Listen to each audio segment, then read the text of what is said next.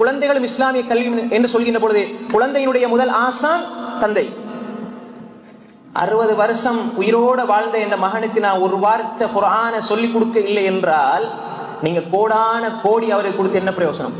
அந்த கோடான கோடியை தூக்கி வீசுவோம் முகத்துல நாளைக்கு மறுமையில. குர்ஆனை கொடுக்கவில்லை என்றால், மார்க்கத்தை கொடுக்கவில்லை என்றால் நீ எல்லாம் என்ன வாப்பா? இந்த உலகத்துல வேண்டாம் இனிக்கும் சகோதரர்களே, கோச்சுக்குவானா? உண்மையை தான் சொல்றேன். இந்த உலகத்துல நீங்க எதை கொடுங்க, பங்களா கட்டி கொடுங்க, ஏக்கர் கணக்கில் காணி வாங்கி கொடுங்க, சொத்து சேர்த்து வைங்க, செல்வத்தை சேர்த்து வைங்க, வாகனத்தை வாங்கி கொடுங்க, பெரிய பெரிய வெஸ்டர்ன் கண்ட்ரிஸ் நாடுகளுக்கு கிழமைக்கு ஒருக்கா மாசத்துக்கு ஒருக்கா போறதுக்குரிய பணபலத்தை ஏற்பாடு செஞ்சு கொடுங்க, அப்படி உள்ள அறிவை கொடுங்க. ஆனா குர்ஆனை நீங்க படிச்சு கொடுக்க இல்லைண்டா உங்களோட பிள்ளை வளர்ப்பில் நீங்க ஃபெயில் ஆயிட்டீங்க.